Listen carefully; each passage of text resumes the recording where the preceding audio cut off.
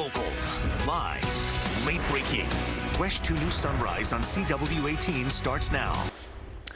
All right, unfortunately, things like the Pulse nightclub shooting, Stoneman Douglas High School, the shooting there, and now the shooting last Friday at the high school in Santa Fe, Texas. These things are becoming all too common, which means that we have to talk about it. And we talk about it a lot, and we have to talk about it with our kids, and that's very tough to do. This morning, I'm joined by mental health counselor Shantala Boss. She's going to give us some insight. Shantala, thanks for being here, first and foremost. Good morning. Where do we even start here, trying to talk to young kids about what they're seeing?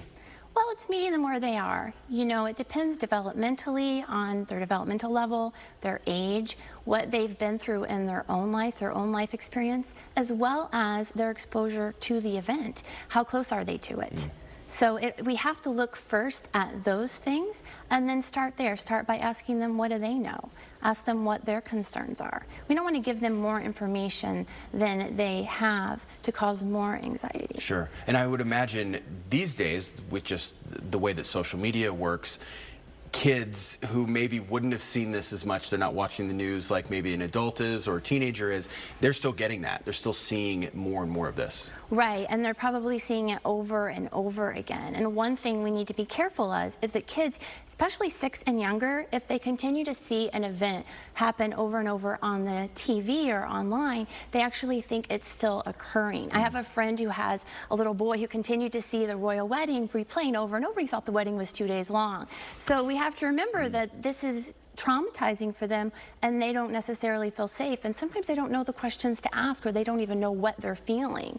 So checking in with them and trying to make sure we do limit their exposure during this time, but that if they are exposed, that we ask those questions and we really know where they're at. Is there any point where, even if they haven't been exposed to it, say something happens on a Friday, they're at school, they don't know, but by Monday a lot of their classmates are going to be talking about it. So even if they didn't see the coverage maybe of it on Saturday and Sunday, how do you get them prepared for that? Well, that's a good point.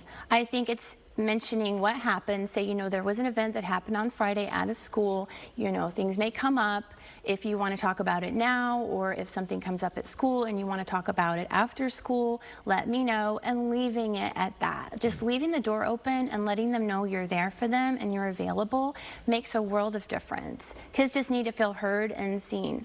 And clearly, we're talking a lot about the really big tragedies, but you mentioned, you know, sometimes it could just be a small traumatic event, something where it's not multiple people, or we're not seeing a lot of destruction. It might just be a single, you know, singular family type event. How do you, is there a difference in the way that you would talk to kids about that versus maybe like a mass tragedy? No, not necessarily. Not unless they were directly involved. If a child's directly involved in a traumatic event like this, first we want to make sure that we got them grounded and stable before we're even starting to process anything, because they're in a state of shock. But if a child is seeing something from afar and is dealing with this, it can be the same as something happening here in town that maybe they're affected by that seems a lower level, because really their frontal lobe is not as developed as an adult. So they're not going to understand the gravity of this situation versus another one necessarily if it's far removed from them. So just leaving that door open and talking to them. Also, I think it's really important that we educate our kids to watch out for things. You know, if they see things going on in the community, or they hear something, paraphernalia that's out there, that instead of maybe liking it on Facebook or watching as a bystander something happen, being an upstander. I talk to the kids about being an upstander and standing up and saying, oh, this isn't right. I'm not comfortable with this. This seems a little off. Right. Because sometimes they can see those signs before we do, unfortunately. Absolutely. Shantala, thank you so much for joining us here this morning, talking about trying to talk to your kids about tragedy. We appreciate it.